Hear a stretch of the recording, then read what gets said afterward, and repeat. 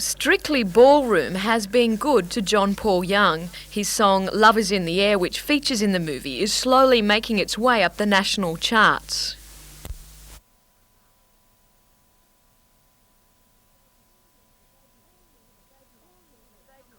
They call him the comeback king, and that might well be true. Today, JPY was filming a celebrity segment for Burke's Backyard. John and his Fassifern House and Garden will feature in the program during the next month.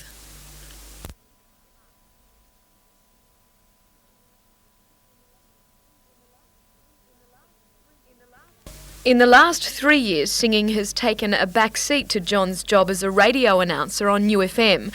But now it appears the two are clashing in a way he could never have predicted.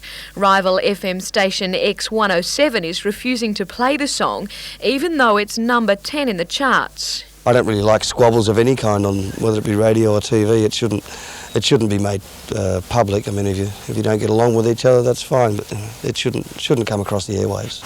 The management of X107 were unavailable for interview today. However, a spokesperson did say the station makes no apologies for enforcing the ban. It's believed its affiliate stations, including 2 in Tasmania and New Zealand, are also boycotting the song. I don't know why they're doing it. Maybe the old adage that there's no such thing as bad publicity, so maybe they're going for that. They're trying to ride off the coattails, maybe. Jodie McKay, NBN News.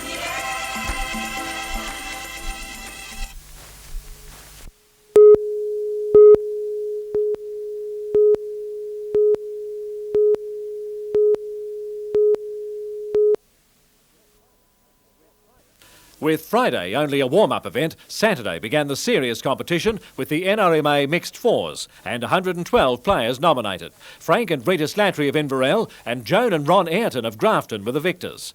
Sunday saw the staging of the Inverell bus service pairs, and from the 204 entries, Max Woods and Ron Ayrton of Inverell won the men's, with Janice Scheimer and Rita Slattery of Inverell taking out the women's. In the mixed event, victory went to Evie and Joe Taylor of Drayton near Toowoomba. The final day of the competition, Monday, saw the staging of the Inverell City Women's Bowling Club Mixed Triples, and there were 126 nominations. This time, Yvonne Brissett and Bill Hiscox, both of Inverell, and Bede Hiscox of Coffs Harbour took out the trophy. With a record 450 entries, organisers say a 13th annual carnival at Inverell is assured next October long weekend.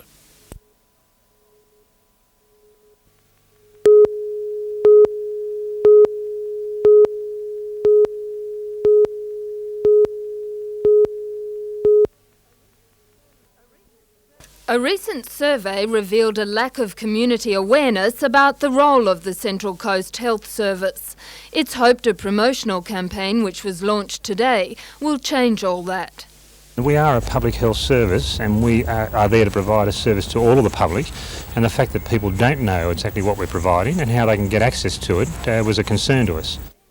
An intense campaign using billboards, radio and press will outline the health service's role in providing a vast range of medical care. However, there's been intense speculation about whether the state government will adopt a proposal to merge the Hunter and Central Coast Health Services.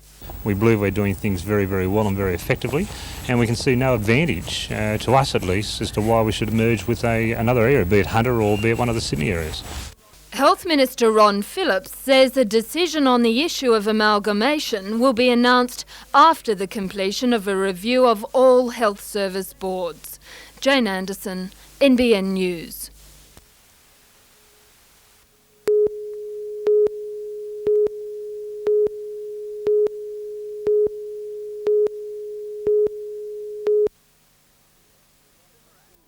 Primera and Watson both had wins in the heats, but Watson won the one that mattered, taking the checkered flag ahead of Primera. Jack Stevens came in third. Primera had revenge though in the gruelling handicap feature, beating both Watson and Ian Robertson. Early disaster in the super sedans. A 4-car crash took out Top Gun Don McEwen, leaving the way open for Cessnock driver Ron Pine.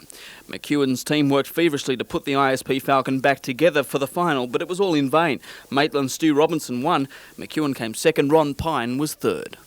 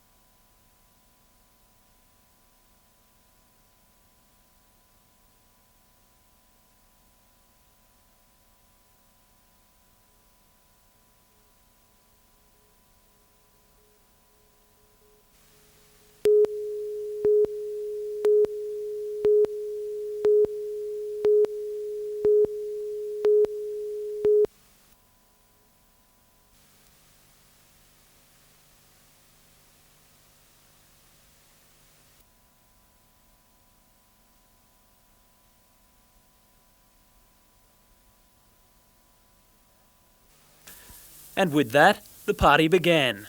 Some made grand entrances, while others rocked, rolled, and plodded their way through the streets. Young and old crammed every vantage point. Some simply had the best and biggest seat in the house. And as the festival came to a close, there was more to see, eat and drink just around the corner at the Derby Street Food and Wine Festival. All that and summer still to come. Matthew White, NBN News.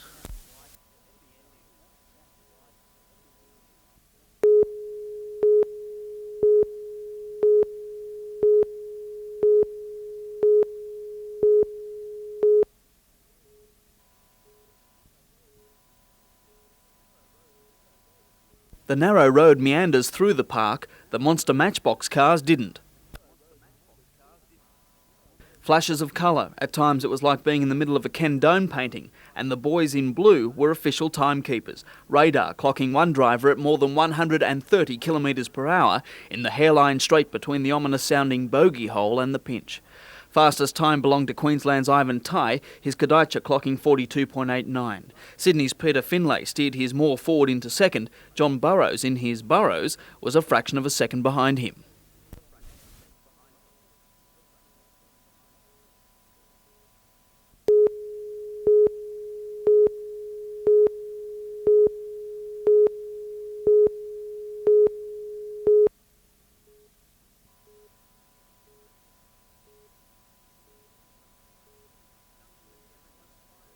Something that everyone aspires to, peak physical condition, and Wayne Junior Pearce has spent the last 17 years whipping his torso into a lean, mean playing machine. Pearce was a legend of rugby league and always Mr Nice Guy.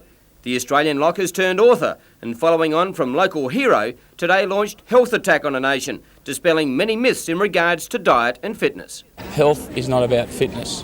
Fitness is just one part of health, and I think so many people confuse that issue. And in this book, what I've looked at is everything from stress management to diets to exercise to vitamins and minerals to water supply, a whole range. And there's 18 chapters, basically 18 different areas that I've covered. Newcastle was chosen as the venue for the Australian launch of Health Attack because of the success of his previous books here. There is something in the book for everyone, a book that has been chiselled from Junior's personal experiences. How many times do you pick up a book and they'll say, well, you shouldn't eat this, and then another book will say, oh yeah, that's good for you. So what I've tried to do is clear out a lot of the misbeliefs and put in there what I believe to be a good path to a healthy lifestyle.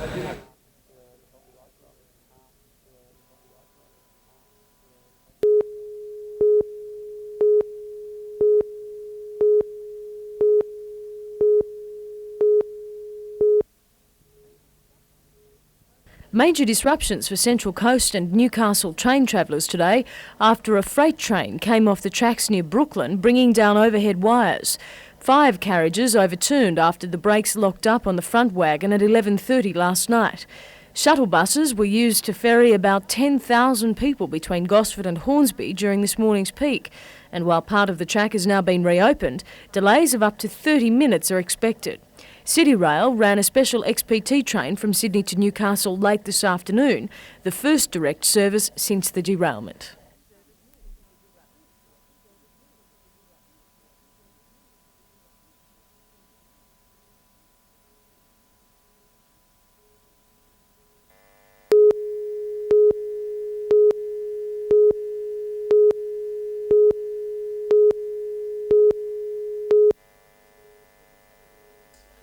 For competitors in the Stroke Olympics, nothing's easy anymore. So when stroke clubs decide to get together each year, it's a major operation, but the result is great therapy. It's getting back on your feet again and starting from scratch with everyone. How big a battle is that? One hell of a battle. For some, it's a battle half won with a stray shot and a good laugh. Others pore over a game of drafts or a one-handed putt. Activates everyone to get back into normal life and where possible. 7 sports were contested today. Organisers say the Stroke Olympics are starting to attract plenty of attention, especially from south of the Hawkesbury. Who knows, maybe one day. Newcastle Sydney competitions or Hunter and Sydney competitions. State of origin. Oh yeah, nearly.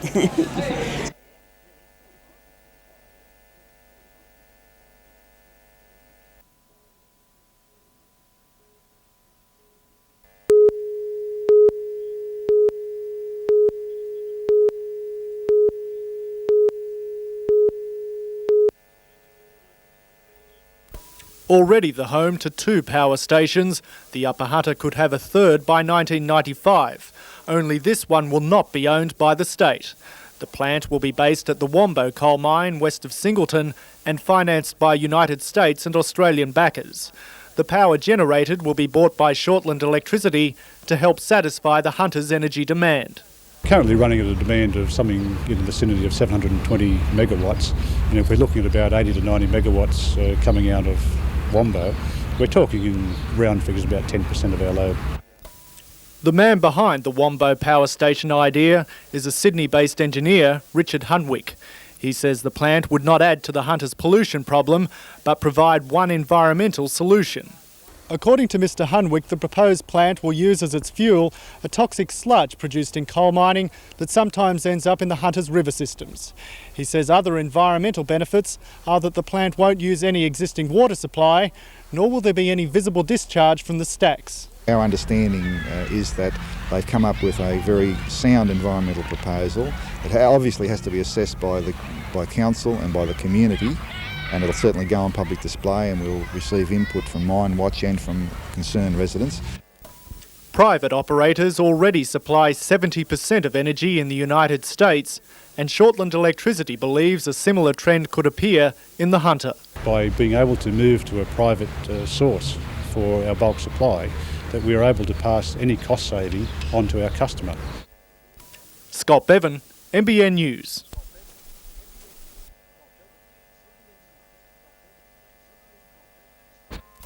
Scott Bevan, NBN News.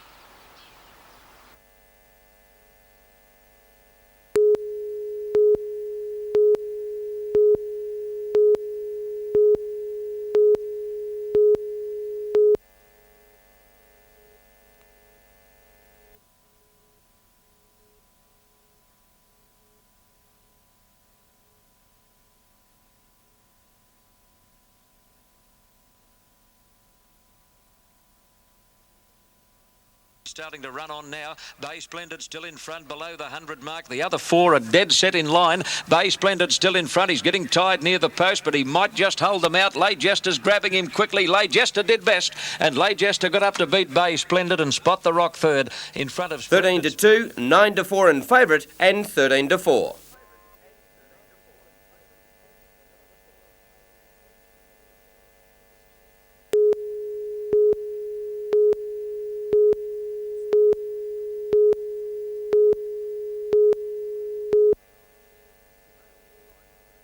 Sailboard riders first spotted the stricken dolphin in shallow water at the northern end of Nobby's Beach at around 3:30.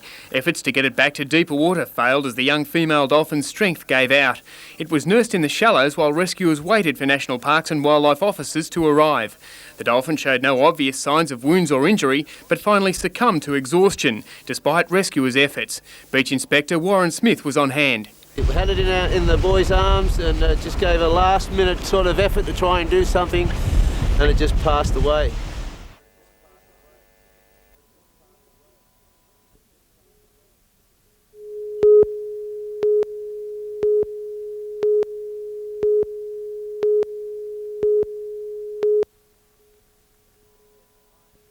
Under the careful eye of the State Rescue and Emergency Services Board, fire brigade officers from Cooks Hill were at Charlestown today, being tested on almost every aspect of rescue services.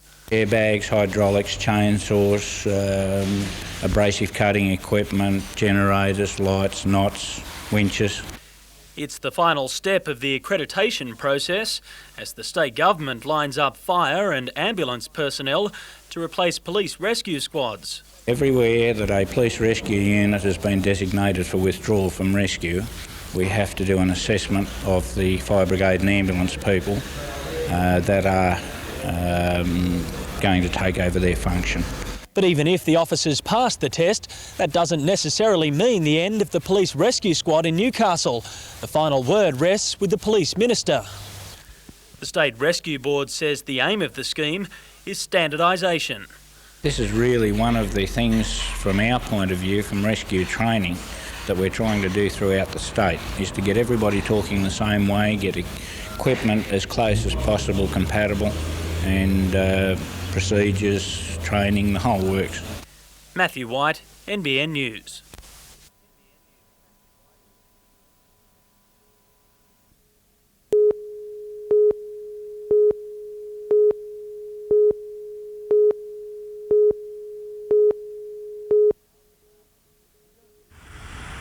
The open house allowed the community to view the various facets of a busy hospital.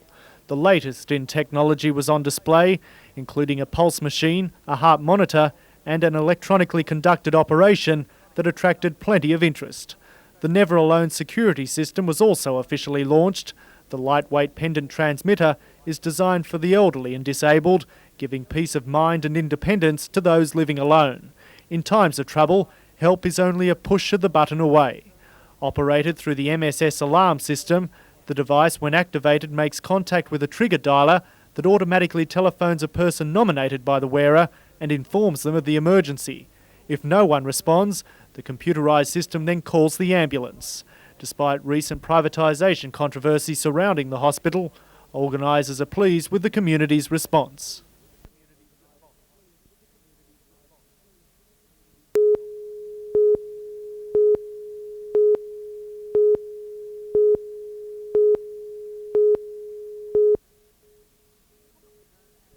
It's commonly known as fizzy in the business, but if there's any laziness, it ends with that abbreviation. Everything else is erect, straight and precise.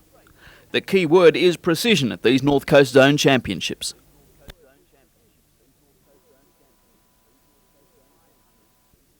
.500 competed in teams and individual divisions. The best go on to the state championships in Sydney.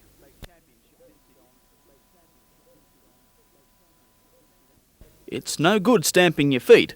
Some people just aren't interested. Under some intense scrutineering, they marched, pointed and bended. And at the end of it all, relief.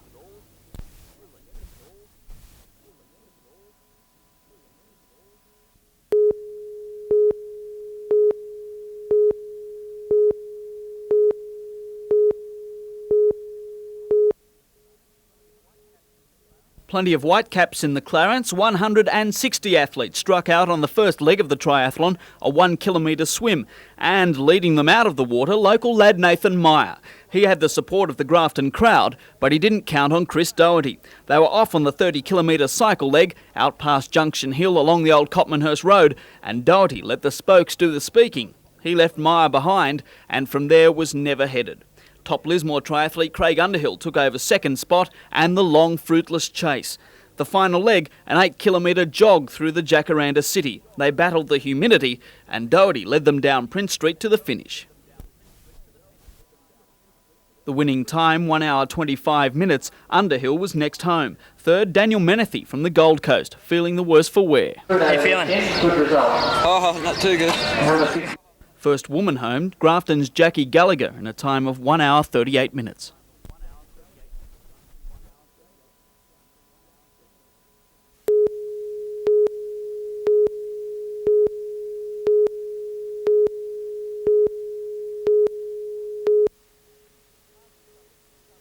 Harding suffered concussion in this fall from Warren Stanton's machine. He was helped back to the pits, but later collapsed and was rushed to hospital. Doctors said he was okay, but he was kept in overnight for observation. Meanwhile, his fellow riders in the Queensland sidecar contingent dominated the racing, Wayne Monk and Phil Rowan taking out first and second place in the backmarkers final.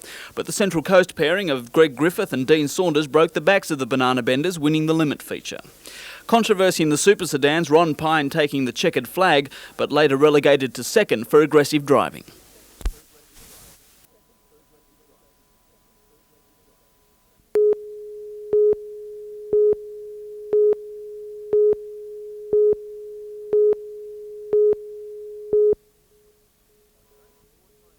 Australia's wartime Prime Minister John Curtin demanded and got the withdrawal of Australia's 7th AIF Division from the battlefields of the Middle East. They were needed to defend their homeland from imminent Japanese invasion. More than 60,000 troops served in the division, a large contingent from the mid-north coast. Many served in Australia's first full invasion to push the Japanese out of Borneo. More than 500 ex-servicemen marched in Taree, attended memorial services and unit reunions.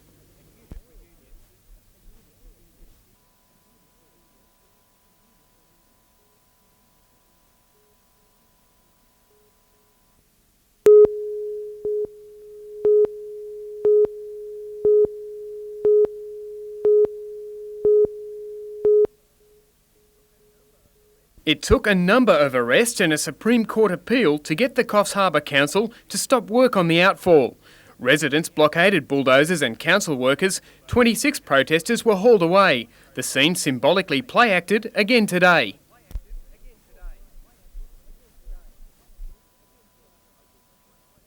Locals are one-eyed about their victory, but they've got their other eye on what seem to be persistent legal attempts to renew the project. Shouldn't be any outfall at all. Just shouldn't put it here. We've already taken our steps to make certain that we cover any attempts that council may make to rezone the headland or to attempt to go on further with the outfall.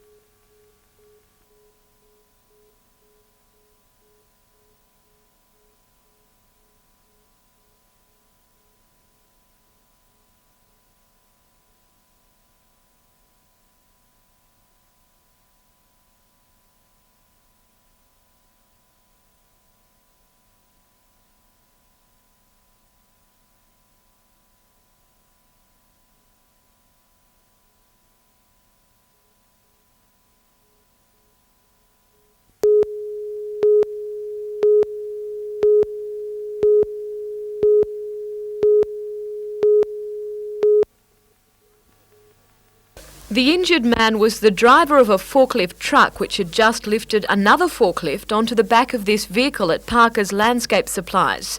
He was checking his work when the accident happened. He walked over just in time to have the other one fall on top of him. The man was pinned underneath the forklift until workmates freed him. He was taken by rescue helicopter to John Hunter Hospital with suspected spinal injuries. Police were this afternoon examining both forklifts and interviewing witnesses to determine if any charges will be laid.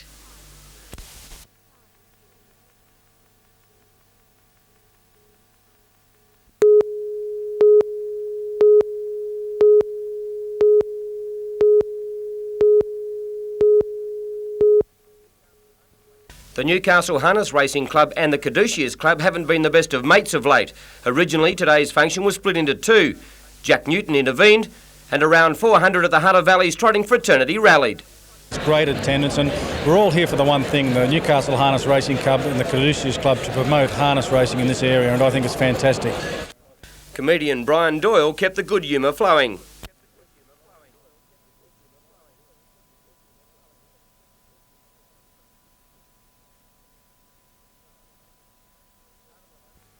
As part of the luncheon, some major awards were presented to Barry Madison for being the leading trainer driver in 1991-92, and also the announcement of the NBN Horse of the Year.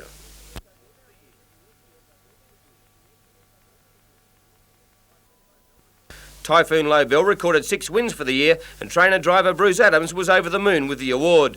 This Saturday night, the Carlton Mile will feature many of the nation's best pacers, and at the barrier draw today, Inter-Dominion champion and the winner of the last 2 Carlton Miles, Westburn Grant, drew the centre in Alley 4, with Hot Shots, Level Advice and Lots drawing 7 and 1 respectively. I think if Level Advice would have drawn inside of Westburn Grant, I think he would have taken some holding out Level Advice, but you can't deny a champion. Westburn Grant's a champion, and I think people will come from far and wide just to see him run, regardless of whether he wins or not, but my money will go on him.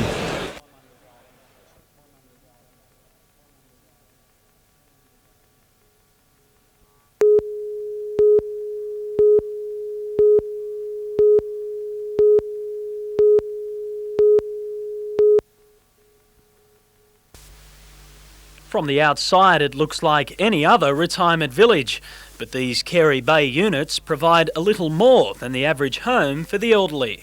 On site we have a hostel and a nursing home, which means that if anyone is in the units and have any particular health problems suddenly, we have people here who can come across and help them.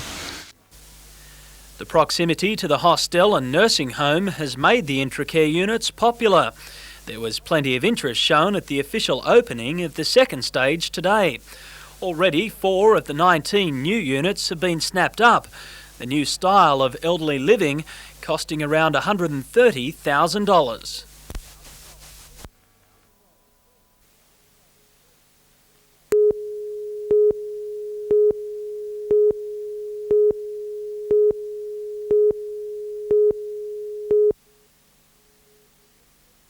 Shortland Electricity voted today to reduce its numbers. The restructuring, part of state government plans to reform electricity distribution. Under new legislation, the 4 core county councils, Sydney, Prospect, Illawarra and Shortland, will all become Schedule 2 distributors. Shortland Council will be reduced from 15 members to 9. 4 of those will be chosen by the government, 2 from the existing body and 2 from private enterprise. We've restructured the blue-collar workforce, restructured the management structure, and now it's fitting in for the reorganisation of the board structure. Chairman Dennis Nichols says it was a hard decision, but the government's intentions are clear. Shortland had a choice, restructure itself or face an inquiry with very likely the same result. Faced with such an inquiry, it does put a lot of stress and strain on the employees of the organisation, and that is not in the best interest of the running of the organisation. What hasn't been decided, just who is going to go. We'll be discussing that through November. Anthony Griffiths, NBN News.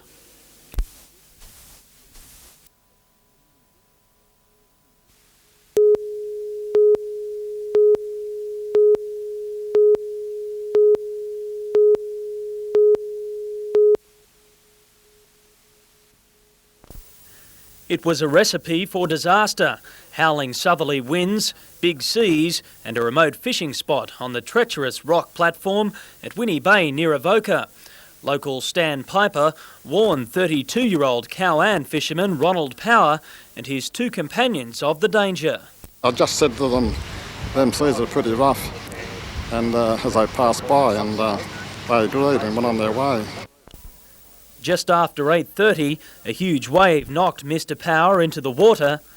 He disappeared within minutes. He was seen approximately 50 metres off the rocks, and after that he wasn't seen. It took almost an hour for rescue crews to reach the spot, the Westpac choppers from Sydney and Newcastle failing to find the man. Yes, we did carry out an exhaustive search of that area and we believe that there is no one in that area.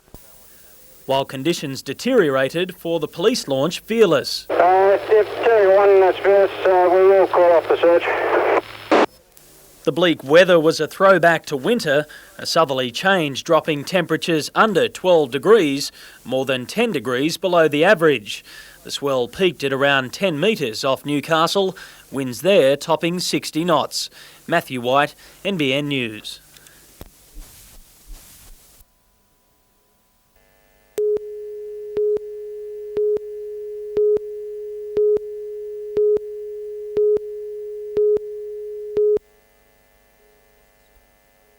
In a surprise result, Newcastle belted the second string Blues in the corresponding match last year. This time, 8 members of the second 11 have played Sheffield Shield cricket, including David Freedman, who appeared in the final against Western Australia last year, and Jeff Milliken, who has had plenty of experience.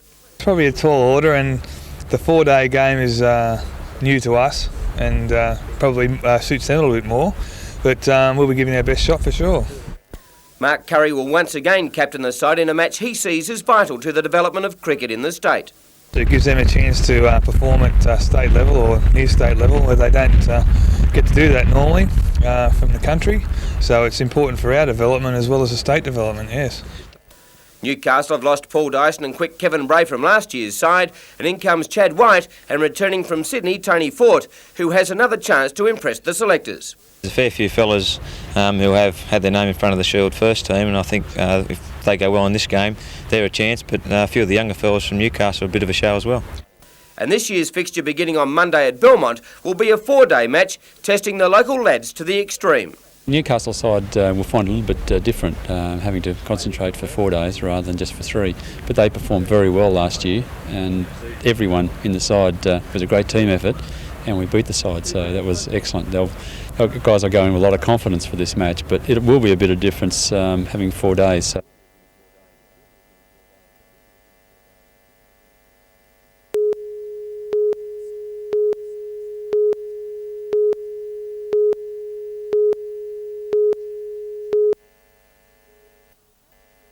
Cats in Cessnock are becoming an issue.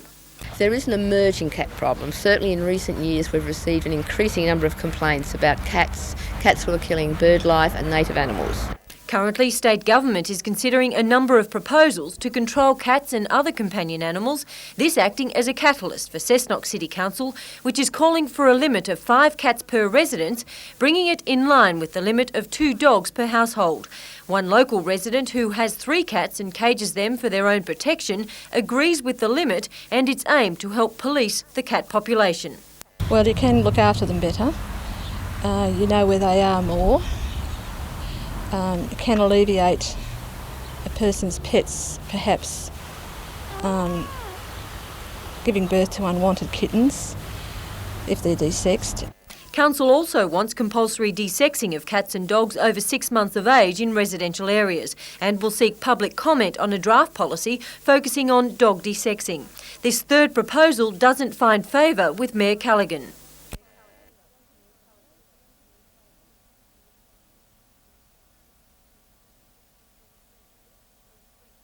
All 3 suggestions will be considered by Council tonight. Catherine Lamond, NBN News.